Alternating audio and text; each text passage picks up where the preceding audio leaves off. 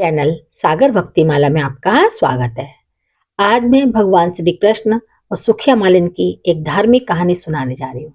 कहानी को अंत तक जरूर सुने। ये बात उस समय की है जब श्री कृष्ण बालक के रूप में थे। श्री कृष्ण का मनमोहक चेहरा देखने के लिए दूर दूर से लोग दर्शन के लिए आते थे। मैया यशोदा हमेशा नन्हे बालक कान्हा की नजर उतारती रहती थी। ब्रजधाम, मथुरा, बरसाना के लोग कान्हा के सुंदर रूप का ही वर्णन करते रहते थे। ब्रजधाम में एक सुखिया नाम की मालिन आती थी। वह फल फूल और सब्जी बेचकर अपना गुजारा किया करती थी। ब्रजधाम में सुखिया जब भी गोपियों से मिलती तो वे उसे नंदलाला के बारे में पूछा करती थी। बाल कृष्ण की लीला सुनने में सुखिया को बहुत आनंद आता था। उसका मन भी बाल कृष्ण के दर्शन करने को तरसता था। सुखिया श्री कृष्ण को देखने के लिए घंटों तक नंद बाबा के महल के सामने खड़ी रहती थी, लेकिन उसे श्री कृष्ण के कभी दर्शन नहीं हो पाते थे और शाम होते ही वह निराश होकर वापस अपने घर चली जाती थी। रात को खाना खाते वक्त भी वे नंदलाला के बारे में ही सोचा करती थी। भगवान कृष्ण तो अंतर्यामी हैं, उन्हें तो सब पता चल जाता था। जब उन्हें पता चला कि सुखिया उसकी परम भक्त है तो उन्होंने सुखिया को दर्शन देने का निर्णय लिया। अगले दिन सुखिया ने नंद महल के सामने आवाज दी, फल ले लो, फल ले लो। सुखिया की आवाज सुनकर श्री कृष्ण दौड़े चले आए। नंदलाल को अपने सामने देखकर सुखिया की खुशी का कोई ठिकाना ना रहा। सुखिया ने नन्हे कृष्ण को बहुत से फल दे दिए।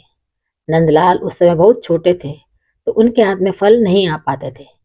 फिर भी श्री कृष्ण को सुखिया का परम प्रेम बेहद ही पसंद आया।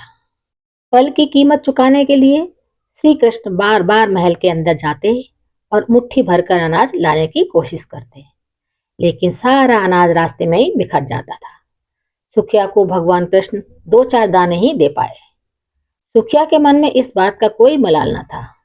वह तो बहुत खुश थी कि आज उसने अपने हाथों से भगवान को फल दिए और उन्होंने वो फल खाए। सुखिया मुस्कुराती हुई अपने घर पहुंची। उसकी फल की टोकरी खाली थी क्योंकि वो सारे फल श्री कृष्ण को दे आई थी। घर जाकर उसने टोकरी अपने सिर से उतारी तो पाया कि उसकी टोकरी हीरे जवाहरात से भरी हुई है। सुखिया समझ गई कि ये भगवान की लीला है। उसने मन ही मन बाल गोपाल को धन्यवाद दिया।